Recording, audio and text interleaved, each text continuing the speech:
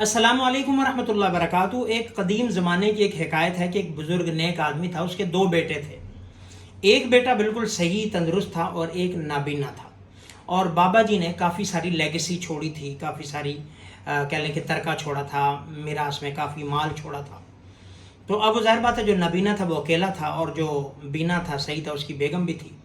تو ایک دن بیوی نے اس کو مشورہ دیا کہ دیکھو یہ نابینا ہے، آپ ایسا کرتے ہیں اس کو مار کے سائڈ پہ کرتے ہیں اور ساری دولت کے ہم وارث بن جائیں گے۔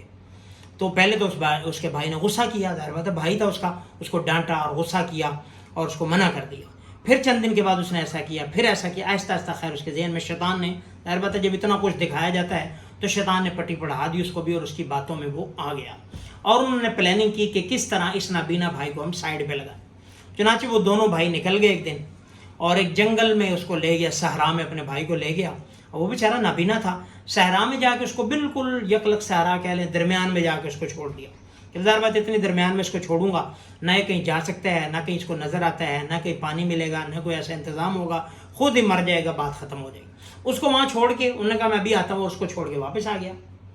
اور جب یہ واپس آیا تو پیچھے جو ہے وہ اللہ کی شان، جب اللہ نے بچانا ہو تو پھر دنیا میں کوئی بھی کسی کو کوئی نقصان نہیں پہنچا سکتا، بھلے وہ موت کے منہ میں بھی چلا جائے اللہ نکال لیتے ہیں، بھلے وہ گولی کا نشانہ بن جائے اللہ نکال لیتے ہیں، بھلے وہ شیر کا لقمہ بن جائے اللہ نکال لیتے ہیں۔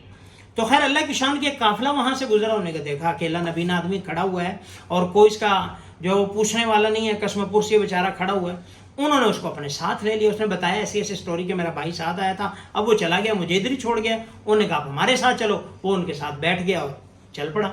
اب جب وہ نکلنے لگا، تھوڑے سے آگے گئے تو وہیں پہ دیکھا کوئی بندہ مرا ہوا، قافلے والے رکے، کون ہے دیکھا، انہیں ایسے ایسے نشانیاں بتائی، تو اس نابینے نے کہا یہ تو میرا ہی بھائی ہے۔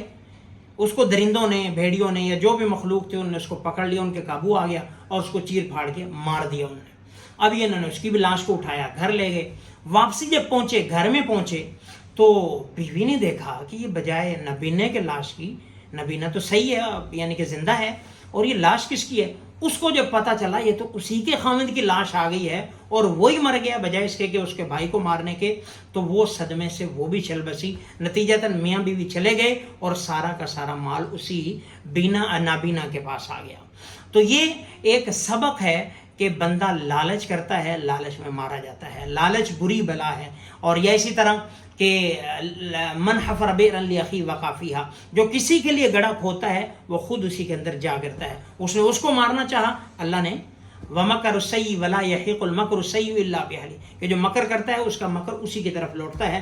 اللہ کی شان وہ صحیح سلامت تھا، ظاہری طور پر کوئی آثار نہیں تھے مرنے کے، وہ بھی گیا، اس کی بیوی بھی صدمے سے فوت ہوگی، مال ادھر کا ادھر اور نابینا ادھر کا ادھر، وہ سارے مال کا مالک نابینا بن گیا۔